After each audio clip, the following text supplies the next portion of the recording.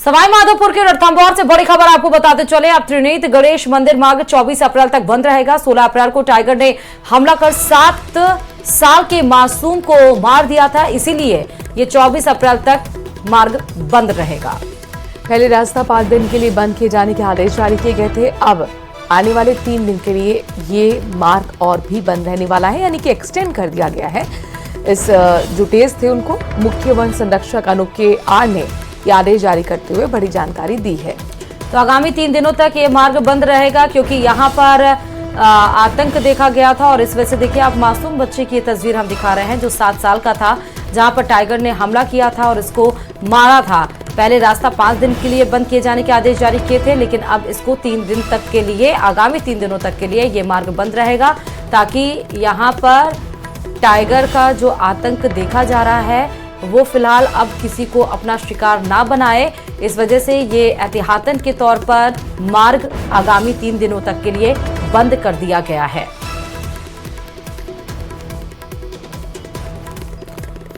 हालांकि सुरक्षा जो है वो पुख्ता रहती है और वहां पर जो है जवान भी मौजूद होते हैं वन विभाग के, प्रशासन के, लेकिन इन सब के बीच में अमूमन इस तरीके की तस्वीर सामने नहीं आती है। लेकिन ये दुखद तस्वीर और उसके बाद अब ये बड़ी कार्रवाई।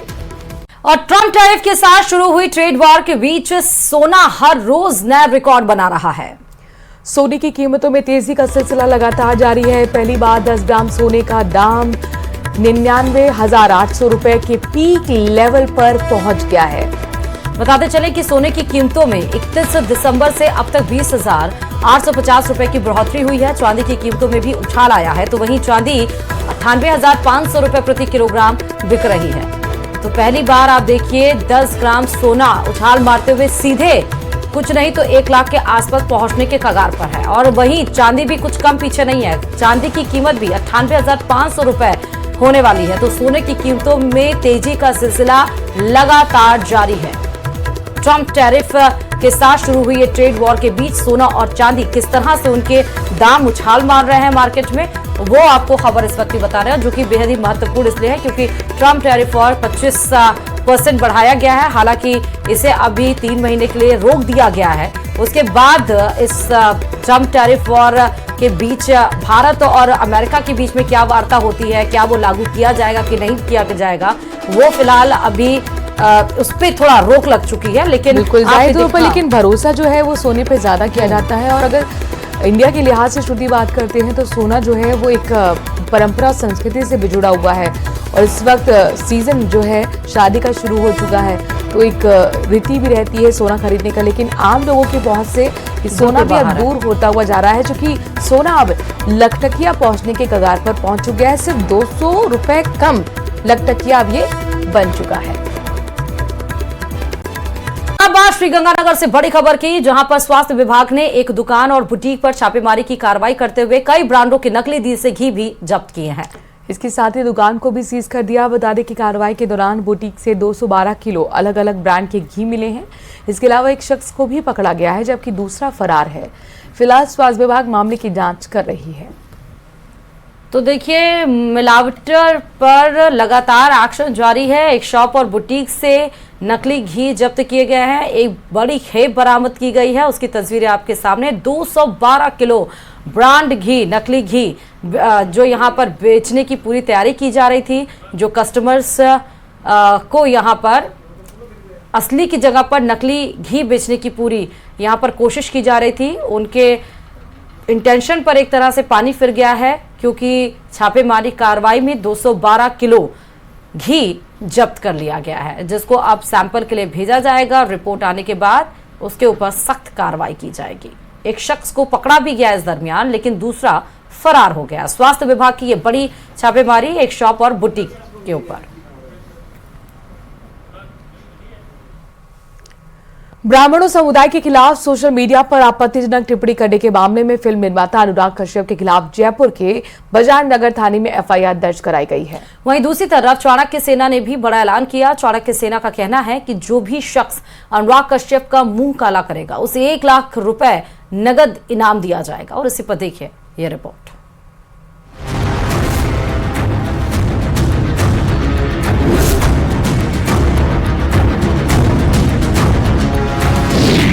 विवादों में फिल्म मेकर अनुराग कश्यप, जयपुर के बजाज नगर थाने में एफआईआर दर्ज, अनुराग कश्यप का मुंह काला करने वाले को इनाम, चाणक्य सेना देगी 1 लाख रुपए का इनाम।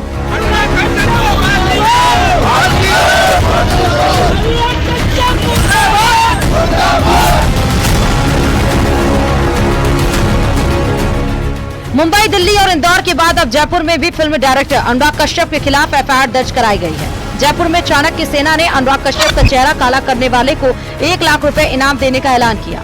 वहीं जयपुर के बजाज नगर थाने में उनके खिलाफ केस दर्ज कराया गया है। ब्राह्मण समाज के लोगों की मांग है कि अनुराग कश्यप के खिलाफ सख्त से सख्त कार्रवाई की जाए। हमने यह भी तय किया है कि चाणक्य सेना की ओर से 1 लाख रुपए का पुरस्कार दिया जाएगा जो व्यक्ति उसका मुंह काला करेगा। जो ब्राह्मण समाज सबको साथ लेके चलता है, हर व्यक्ति का सम्मान करता है, सबको आगे बढ़ाने की बात करता है, जन्म मरण परण में साथ रहता है, उस ब्राह्मण के विषय में अनगढ़ प्रलाप करने वाले अनुराग कश्यप तू सावधान हो जा, तेरा मुंह काला जल्दी होने वाला है। इस संदर्भ में जयपुर में एडवोकेट अनिल चतुर्वेदी जी और सुनील उदैया जी ने उसके खिलाफ एफआईआर भी दर्ज कराई है। हम जयपुर भी बुलाएंगे और उसको ठोकेंगे भी। बजाज नगर थाने में केस दर्ज कराने वाले अनिल चतुर्वेदी का साफ कहना है कि अनुराग कश्यप ने जाति विशेष के खिलाफ अपशब्द बोलकर भावनाओं को ठेस पहुंचाई है। ऐसे में उनके खिलाफ सख्त कार्रवाई होनी चाहिए। पिछले दिनों लेखक, निर्माता और निर्देशक अनुराग कश्यप ने ब्राह्मण समाज के संबंध में जो अभद्र टिप्पणी की है, उसके संबंध में मैं एडवोकेट अनिल चतुर्वेदी, अध्यक्ष परशुराम सेना और मेरे साथियों ने थाना बजाज नगर, जयपुर, राजस्थान के अंदर एफआईआर नंबर 145/25 दर्ज करवाई है, जिसमें धारा 196, धारा 352 बीएनएस के अंतर्गत एफआईआर दर्ज की गई है। और हमारी ये मांग रहेगी कि इस व्यक्ति के खिलाफ सख्त से सख्त कार्रवाई हो और इस एफआईआर में इसे गिरफ्तार किया जाए। दरअसल उनकी फिल्म फूले रिलीज से पहले ही विवादों में है।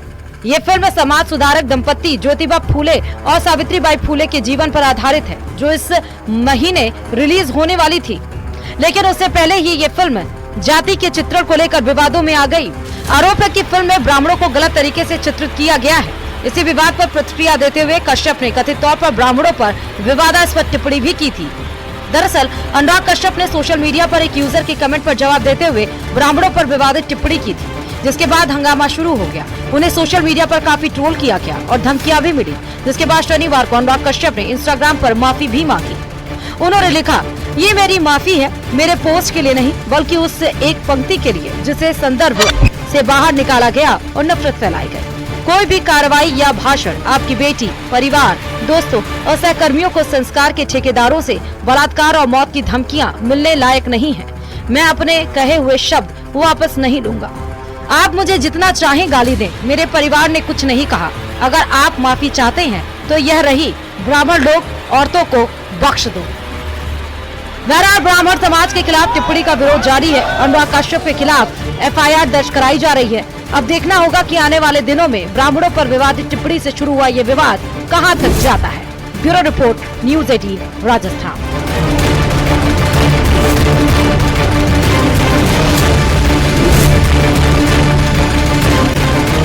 और खबरों में आगे बढ़े, लेकिन उससे पहले एक बड़ी खबर आपको बताते हैं। बीकानेर से बड़ी खबर है, प्री प्राइमरी से 8वीं तक के स्कूल का समय बदल दिया गया है।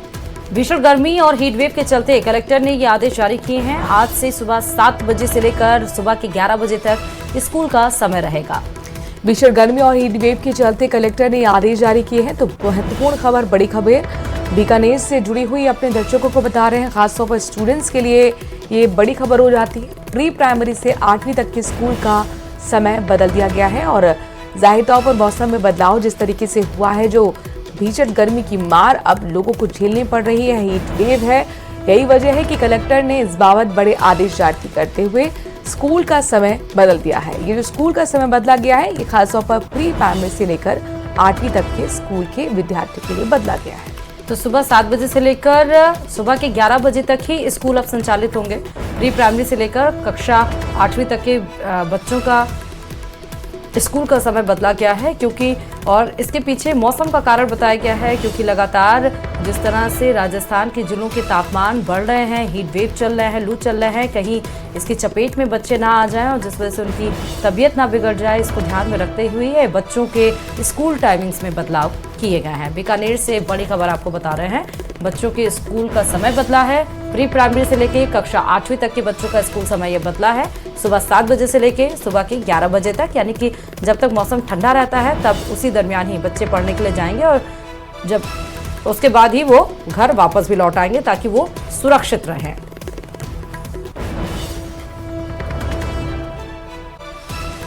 और प्रदेश भर में सिर्फ एसआई भर्ती परीक्षा 2021 में ही फर्जीवाड़ा नहीं हुआ, बल्कि कई और भी ऐसी परीक्षाएं हैं जिनमें फर्जीवाड़ा हुआ है। फर्जी डिग्री, डिप्लोमा, सर्टिफिकेट के जरिए नौकरी पाली गई। खास बात यह है कि इस बात की जानकारी रिक्रूटमेंट एजेंसी यानी कि राजस्थान कर्मचारी चयन बोर्ड और संबंधित विभाग को भी है। हम बात कर रहे हैं पीटीआई सीधी भर्ती परीक्षा 2022, जिसके जरिए सैकड़ों अभ्यर्थी फर्जी कागजों के आधार पर नौकरी पा रहे हैं। परीक्षा 2022 में कार्रवाई कब? फर्जी सर्टिफिकेट, डिग्री से भर्ती हुए सैकड़ों पीटीआई। कब बर्खास्त होंगे सैकड़ों फर्जी डिग्रीधारी पीटीआई? न्यूज 18 के पास सैकड़ों सबूत। एसआई भर्ती 2021 परीक्षा से जुड़े पेपर लीक के मामले में रोजाना नए खुलासे हो रहे हैं। सैकड़ों आरोपी सलाखों के पीछे जा चुके हैं और कई एसओजी की रडार पर हैं। तो वहीं पीटीआई सीधी भर्ती परीक्षा 2022 में भी गड़बड़ी की बात सामने आ रही है। शिकायतकर्ता अभ्यर्थी का कहना है कि इस परीक्षा में बड़ी तादाद में अभ्यर्थियों ने फर्जी डिग्री, डिप्लोमा के आधार पर नौकरी पाई है। इसके अलावा कईयों ने अपनी जगह डमी कैंडिडेट बिठाकर परीक्षा पास की, लेकिन अब तक कोई कदम नहीं उठाया गया है। इस बारे में कई अभ्यर्थियों ने बोर्ड और विभाग को शिकायत की है। इस भर्ती में बहुत से सारे फर्जी कैंडिडेट अभ्यर्थियों ने अपना ज्वाइन कर लिया है। इसकी शिकायत मैंने कर्मचारी चयन बोर्ड को करी थी, शिक्षा निदेशालय को करी थी और संबंधित डीओ को भी करी थी। उसकी कार्रवाई नहीं होने के बाद में मैंने एसओजी में अपनी एफआईआर दर्ज करवाई थी। सर, इस तरीके से ये फर्जीवाड़ा हुआ है। पीटीआई परीक्षा में धांधली के सबूत न्यूज 18 के पास मौजूद हैं। ये डॉक्यूमेंट भर्ती में फर्जीवाड़े की गवाही दे रहे हैं। यही नहीं, इस बात को राजस्थान कर्मचारी चयन बोर्ड के मौजूद अध्यक्ष मेजर जनरल आलोक राज भी मानते हैं कि भर्ती में गड़बड़ी हुई है। मामले में वे कई एफआईआर भी दर्ज करवा चुके हैं। जो ये परीक्षा हुई थी पीटीआई वाली भर्ती, इसके अंदर मुख्यतः दो जो इश्यूज थे। पहला वाला था कि डमी कैंडिडेट्स का बैठना। तो जैसे मैंने ज्वाइन किया अगस्त 2023 में, तो मैंने पाया कि मेरे पास काफ़ी सारी कंप्लेंट्स आने लग गई थी।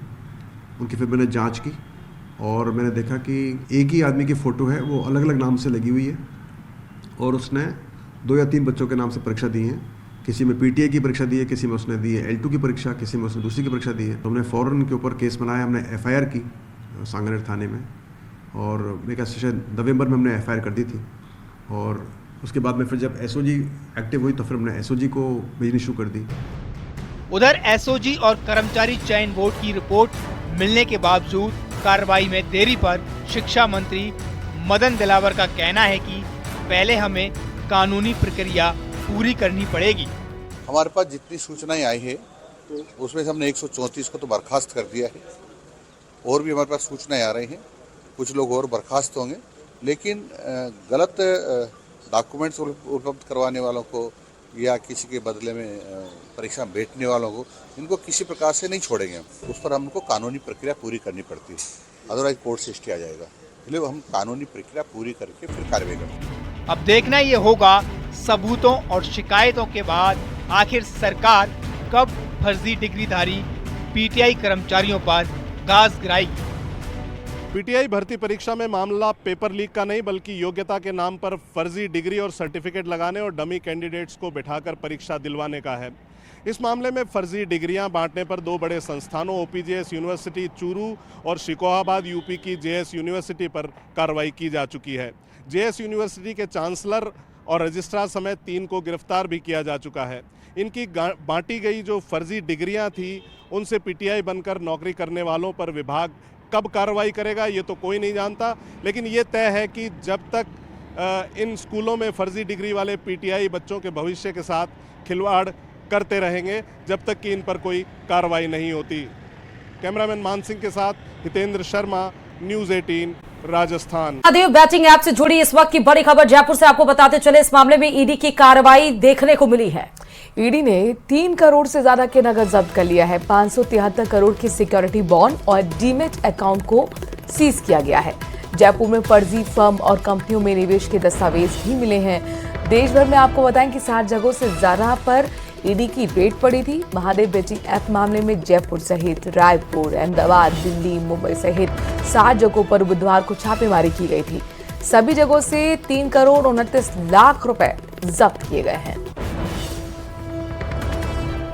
तो 573 करोड़ रुपए के सिक्योरिटीज बॉन्ड डीमैट अकाउंट को सीज किया गया है। कार्रवाई का मुख्य केंद्र छत्तीसगढ़ रहा है, लेकिन जयपुर और आसपास के इलाकों से जुड़े व्यवसायिक ग्रुप का इन कार्रवाई से लिंक बताया जा रहा है। ईडी ने जयपुर सुडाला स्थित एप्पल रेजिडेंसी के ड्राई फ्रूट व्यापारी के घर पर भी छापा मारा था। जयपुर में ही रहकर ईडी की टीम ने विकास इकोटेक सहित कई कंपनियों के लिंक भी खंगाले हैं। विकास इकोटेक सहित कई कंपनियों का जयपुर से लिंक होने के साथ ही और दूसरे देशों से निवेश के दस्तावेज भी मिले थे। ईडी का दावा है कि ब्लैक मनी विदेशी कंपनियों में लगाकर फिर वही राशि खुद से जुड़ी कंपनियों में निवेश का खेल खेला जा रहा था। उधर कंपनियों के कर्ता धर्ता भी इन धंधे में शामिल हैं और इन्हीं नामों से उनका धंधा किया जा रहा है।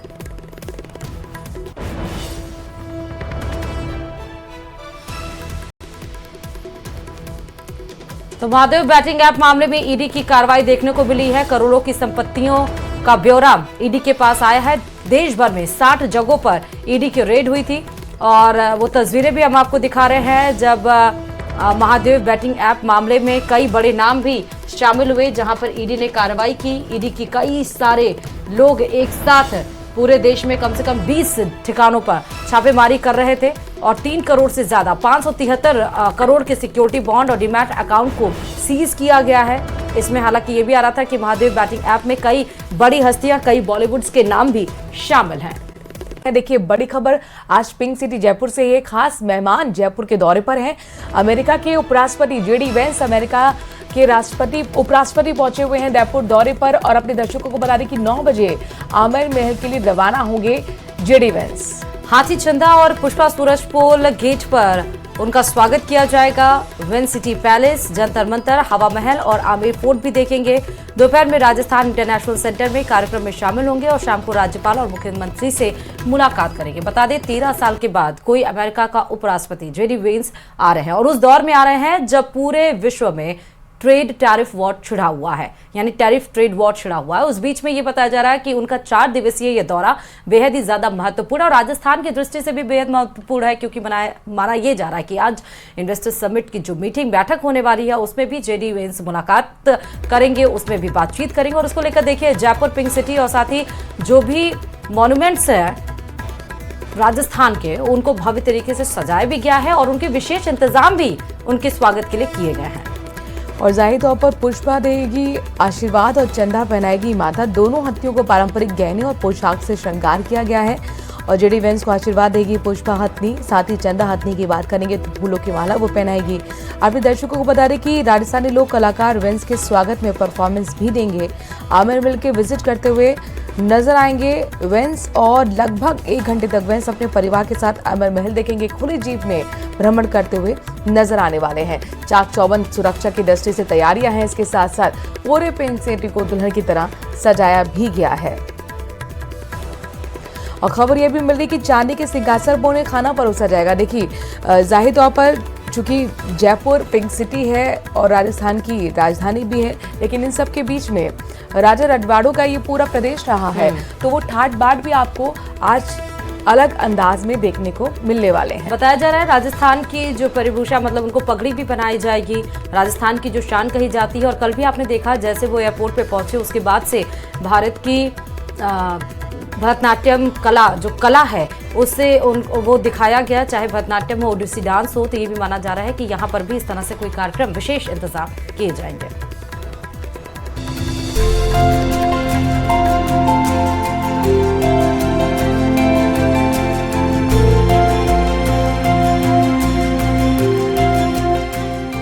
अमेरिका के उपराष्ट्रपति जेडी वेंस इन दिनों भारत के दौरे पर हैं। उनके साथ उनकी भारतीय मूल की पत्नी उषा चिलुकुरी और 3 बच्चे भी आए हैं। अपने परिवार के साथ वेंस भारत के पर्यटन स्थलों का दौरा कर रहे हैं। उन्हें भारतीय संस्कृति में घुलते मिलते देखा जा रहा है। इसके बीच आज वो दिल्ली स्थित अक्षरधाम मंदिर गए। अक्षरधाम मंदिर में भी उनका जोरदार स्वागत किया गया, लेकिन मंदिर दर्शन के दौरान जेडी वेंस के परिवार की जो वेशभूषा देखने को मिली वो चर्चा का विषय बनी हुई है।